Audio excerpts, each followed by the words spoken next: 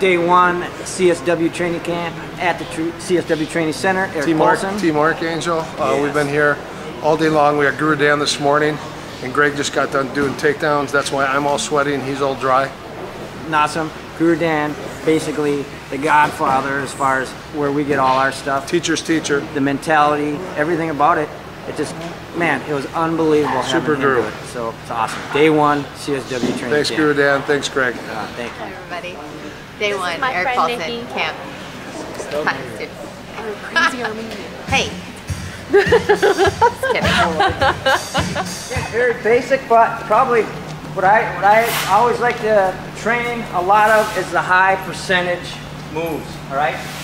Like again, I told you, Sean Shirk is a very different type of guy. He's so fast at shooting that low double that he can get away with it a lot. People know it's coming, all right?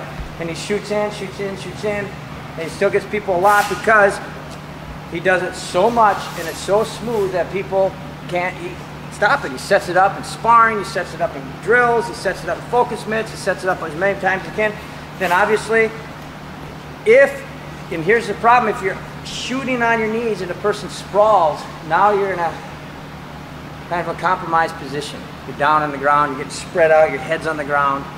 But if you're running through up on your feet, remember, not everybody can shoot under like a lightning bolt, all right? So instead of getting all the way down, we're just staying right to our feet and running. If you look at St. Pierre, that's his MO. He doesn't do anything fancy at all. He's very good. Probably, I would say at this point in time, one of the best wrestlers in MMA, but he never wrestled. He just started it in the last few years because, you know, obviously he needed that in his game, to the point where the Canadian Olympic team, their freestyle team, was like, hey, just try out, you probably win. You're beating some of our top guys, you're taking them down. Such a great athlete. But he's like, oh great, many monies or a medal? I'll go for the many monies, right? Because that's what it is right there. You know, he's got, you know, he's high up on a totem pole, but you watch what he does. He doesn't drop down. Everything's running through, taking people off. So explosive. And if it doesn't work, your hands get spread out, you're still on your feet, boom, you're back up. But if you shoot low and you're not quick, you don't set it up right, you're on your knees, your head's down, you get flattened out. Now there's a lot of ways that the person can potentially, you know, get you in. Plus, I always say this. I always look at techniques that you could cross over ultimately to doing right out there on the tar. If I'm going like this, I go, and I shoot and just rip my knee across the tar super hard. Case in point, my roommate in college, all right?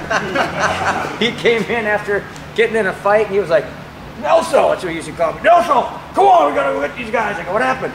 He goes, look at my damn feet. He had sandals on. And he was shot doubles on like 4 guys. And he had all the skin was off his toes and his knees. He goes, I'm good, pierced up, you know. And I go, well, look at your feet. What do you want to do? Put some shoes on if you're going to do that again.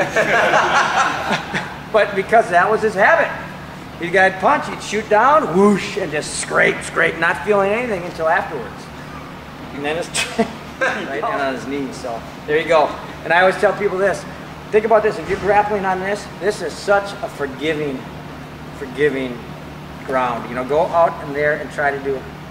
You'd probably be out there for 5 minutes doing a regular class, you'd be like, this sucks, this is terrible.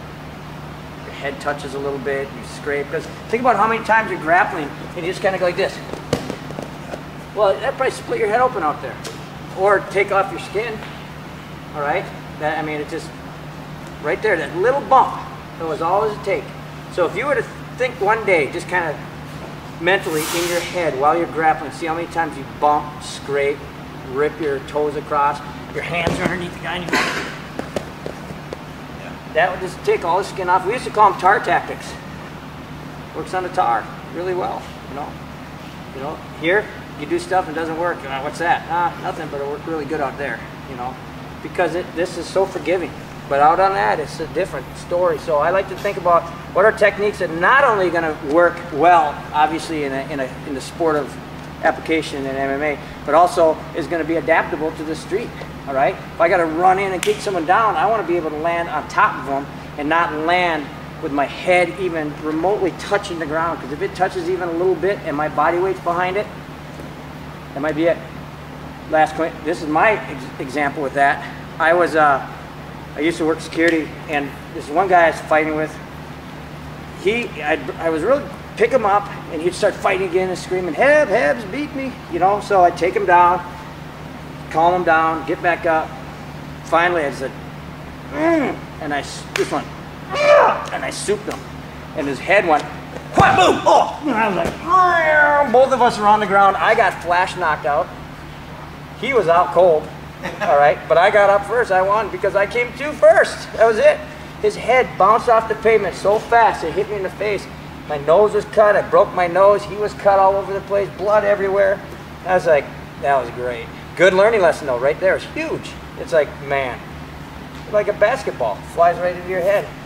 And it was him that hit first, and I never even hit the tar, but his head bounced off so hard and hit me that I remember just getting like this and looking at him, and he was just like, still just kind of like, and I was like, whoa, you know, dropping him quick, because I didn't know if he was out or not.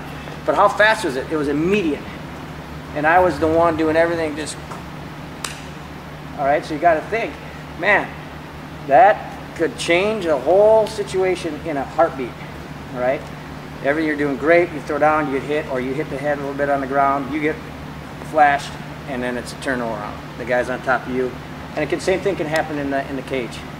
So much momentum, and they land right on my head first. Case in point, they last tough. Guy knocked himself out. Okay, so be conscious of that, you know, when you're training. You know, what works great here, think about habit, habit, habit, habit, habit. You do it over and over and over. And next thing you know, you actually do have to do something out there. And so much habit, and you just come out of it looking like you just took a cheese grater to your face. All right, so, right, you may have won, but now you're just all cut up and you're scraped up because you just rolled so much, not caring about your head banging. So something to think about when you're grappling.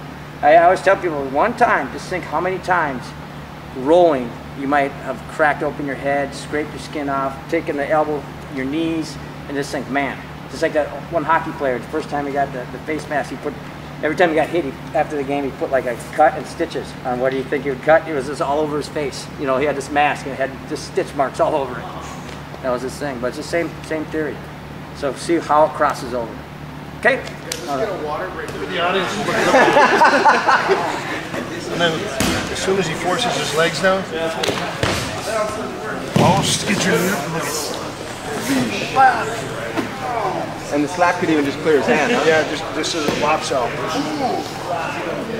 Look at, pull your wig off.